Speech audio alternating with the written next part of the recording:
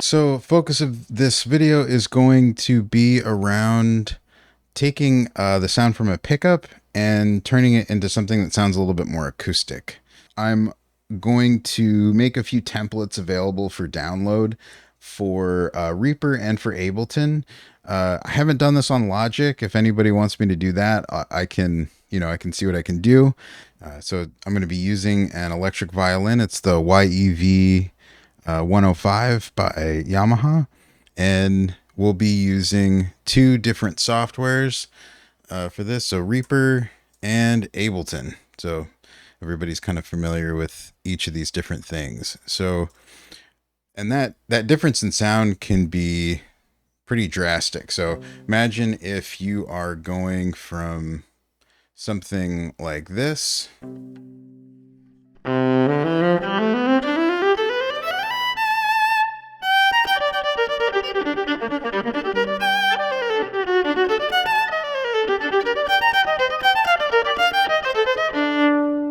to something like this.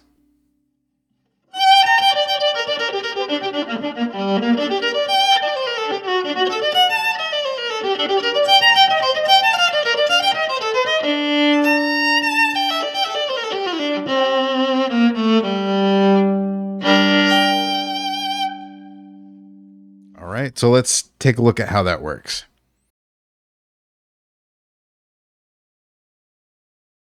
Maybe we can kind of look at what that looks like on a diagram, for example. So if we have, let's say we have our EQ here. This is how we define the baseline characteristics. So you have the total dry sound from the instrument, and you can kind of clean up some frequencies and things like that.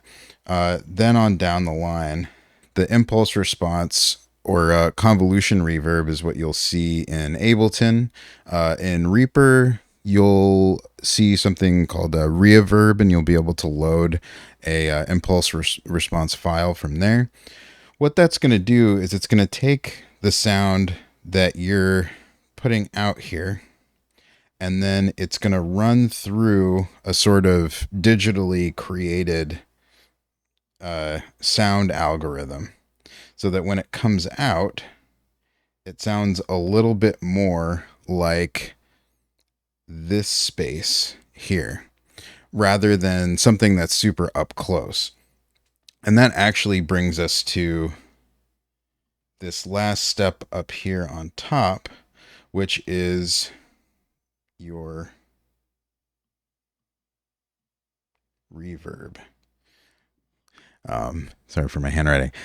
Which is your reverb, which is that last space. So what you're doing essentially is you're breaking down how your instrument produces sound acoustically, or if you have like kind of a more analog setup, if you're using a guitar cabinet, for example, for a guitar, you can do this for stringed instruments, or for really any kind of instrument. If you want to change the sound of something, you're first changing the characteristics here, kind of the way that you want. You can get as close as you can. You can do a comparative EQ sort of analysis with a microphone if you wanted to. So you create the characteristics, first step. Second step is find something that, find an impulse response that kind of matches your instrument's tonal quality. So if I was going to say a more difficult part of this is actually that, I settled on an impulse response I felt like matched my instrument as close as possible, and then I also kind of stretched it. So as you do this, you'll definitely need to use your ear. I really recommend using some mixing speakers if you have them. Headphones will work well too, and you'll always want to tune this up as you go. And then the last step is your reverb. And these are the things that happen over a period of time. So the EQ is that most immediate sound that you have, right in your ear, or wherever that's coming from, whether it's on your shoulder, if it's right in front of you. Then that second, the next few milliseconds of sound, maybe the EQ is that first 1 millisecond, because EQs are pretty quick. Then impulse response is between 1 to 15 or 30. Again, depends on the instrument. And then the reverb at the end is the atmospheric sound that you'll get from the sound that's produced by the first two. So it's essentially taking the stages of what you hear and blending them together, is how I'm looking at this. So the EQ, the initial attack, the impulse response, that immediate sound that you then hear from it, the sort of fast sound, and then the reverb is that last little bit of atmosphere. And maybe that reverb is not particularly long, but it's enough to create a little bit of a small room sound, right? So why don't we look at what those plugins might look like? So we'll take a look inside of Reaper, and we'll also look inside of Ableton, but it's very, very similar because impulse responses are kind of universal. They are just simply audio files that are created from a percussive sound in a room, and it's the sound response of a room. So you're taking the characteristics of a room or a space of some kind and applying it to your instrument. I like to kind of squeeze them down a little bit so that they happen a little bit faster than maybe something that's a little bit more echoey. So first we can start with Ableton, which is very similar. And then we will move over to Reaper. All right, so if we look at how this is set up in Ableton, it's going to be pretty similar, where we have I have an input channel right here. So the sound comes in here, and then it is affected once we go here. And in that spot, you can see again, we have we have an EQ here, and then going into an impulse response. And in this case, I added my own, but you can use the ones that are here. Actually, they're pretty solid. Yeah, and feel free to tweak the different settings. I actually turned most of them off, and I think the only thing that I have different here is the length and like where the impulse response starts. Like if you think about, these different spots, like I could have it start there and only play that part of it.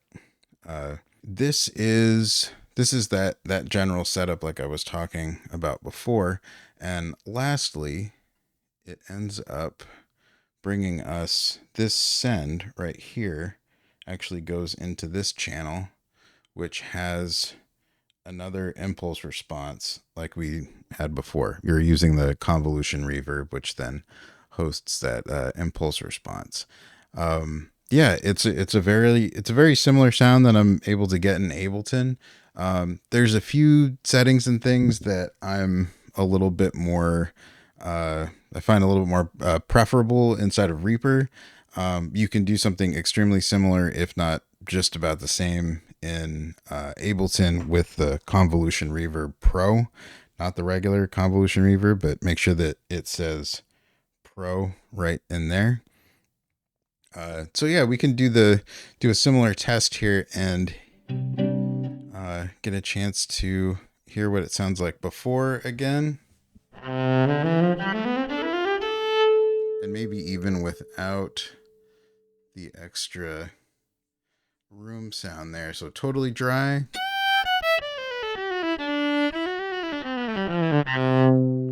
And then we'll add the chain back into the, so this is without the room sound, but with the EQ and the impulse response.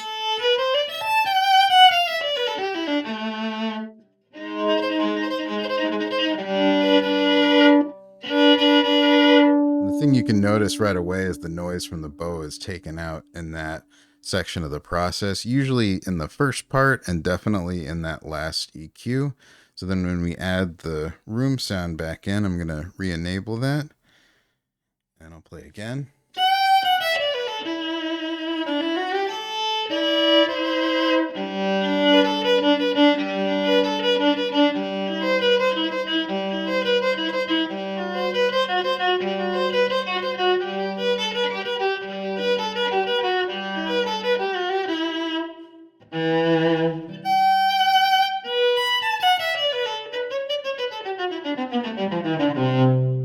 Yeah, so you can kind of see that it has, sounds pretty good, right? Yeah, so that's sort of that overview with Ableton. Really what it comes down to is that you have to make sure that you listen to what you are working with. So in this case, like I recorded uh actual, my viola playing. You see so I could exactly. So I could then go back and hear directly what it's like and then mix the different things. So this is something you can do in Reaper, something that you do in Ableton. Find the best way to hear what's going through all your plugins and all of that, and then start tweaking things.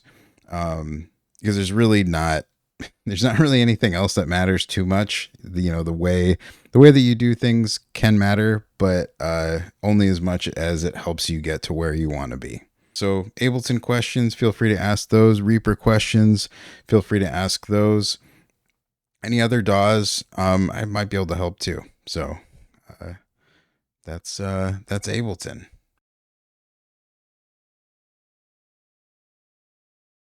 My first step was taking the frequency spectrum from my acoustic viola using a microphone, and then matching the pickup frequency spectrum to that. So what does that mean? That's just creating the same like the sort of sound characteristics using EQ and trying to match that to the more acoustic instrument, because sometimes the goal is you take the sound of the pickup and you want it to sound more warm acoustic, or what have you. So in Reaper, I use this thing called Spectrum Matcher, which is by Garant Luff. I believe that's French. It's not my forte, no pun intended. But it is, yeah, it's an incredible plugin. This developer makes a lot of really great stuff. You can download this through Reapack. What I did initially was actually just use my ear for all of this. So this is the actual chain that I ended up using. I have some other things in here that I use while I'm playing, but they're not on right now, fortunately. So I go through the spectrum matcher. I have this EQ curve that I just kind of did by ear, kind of matching what I'm used to hearing. And then this is the impulse response. And this shows up in, if you were to add a file within Reverb, you would find that there. And I go through to this parametric EQ. This is sort of that last step to getting the sound that I want. So yeah, this is the steps are in EQ going into an impulse response, going into a reverb, which is actually this channel right here. So this is that final space. So I actually used a second convolution reverb or impulse response for that. And the way that sounds, maybe we can hear that one step at a time. I'll mute the final step and then go here. And I will just add these one by one. So without any of them.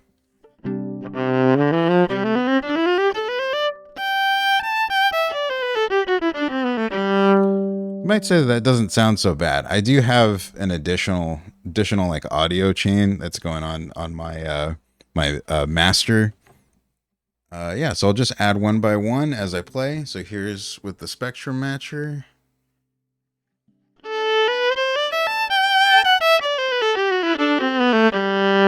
Not bad, right? Without it, you hear how it kind of cleans up cleans up the extra noise and that sort of quack sound you can get from the pickups. Here's with the EQ and the impulse response.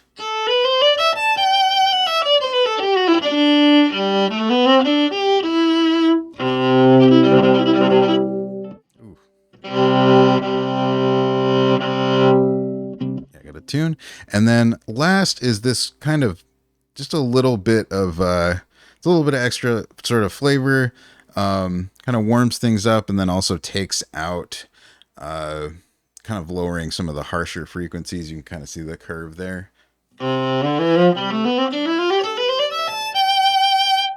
I feel like that last bit kind of gets it to a place where I like what I'm hearing a little bit more.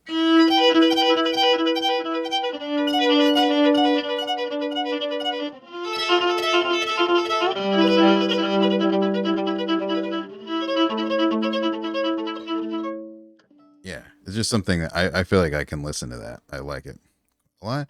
And then we can see here our the last step is I'm going to add that reverb back in.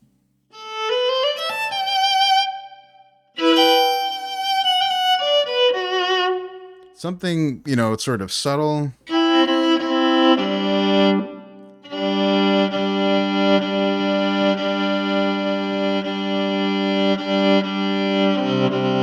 There we go.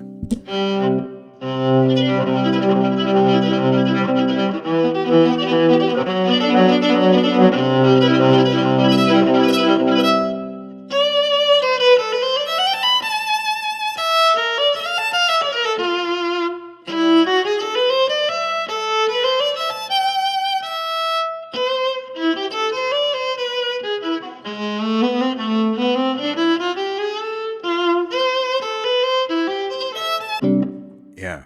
So now you can hear all of the things together, and I feel like that's pretty great. I could turn up this the sort of room sound right here if I wanted to make it sound very spacious. Oh, that's so much. Let's say I'm doing what is that, Bach, right?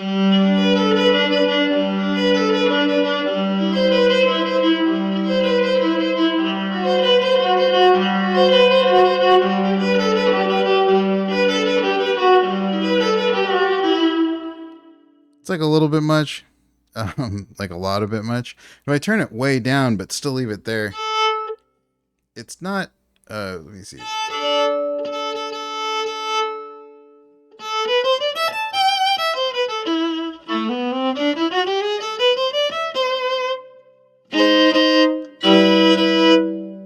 Yeah, it has like a nice thing to it. And if I start adding my effects and things now.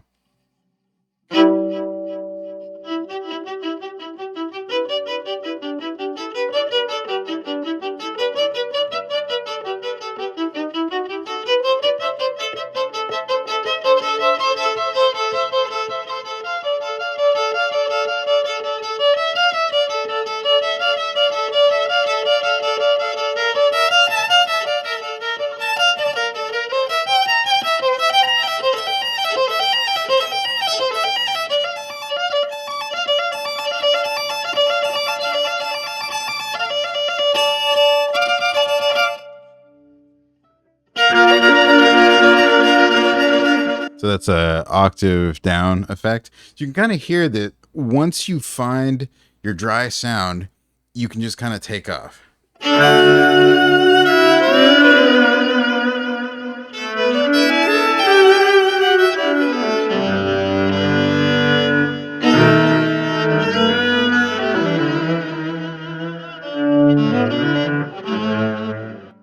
So yeah, let's hear what this sounds like if I layer it. So I'm going to use some looping, right? Maybe some pizzicato at first, right?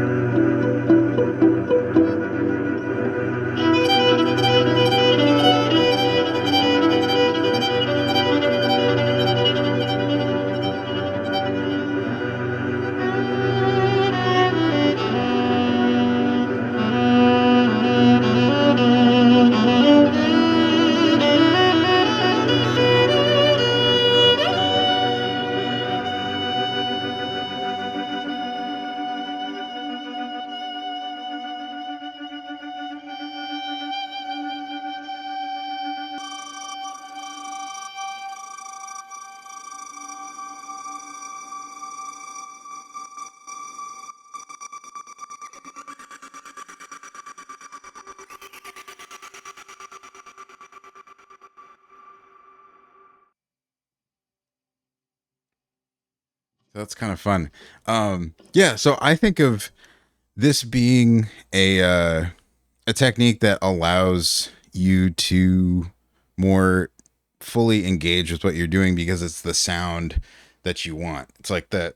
It's hard to, you know, take the source of the sound if it's not the thing that you're looking for. So, especially if you're, if you're an instrumentalist, of whatever kind, I really recommend making sure that if you're going to play with electronics or something like that, and you have a computer in the loop, you can do things this way. You can also do this with pedals, of course, using something like the Tone Dexter. We'll do a comparative EQ, and also has impulse responses in it, so it does something similar to this. I think I would probably prefer the what I've done here personally, but it takes a little bit of time. Tone Dexter is you hit that button and it's great, and then you just go about playing, and it's awesome. Like, don't I wouldn't sweat it if you don't have, some time to kill. So I hope this was helpful. If you have any questions about this, let me know. Catch up with the rest of the day. But yeah, I hope this was helpful. Feel free to ask questions. See you later.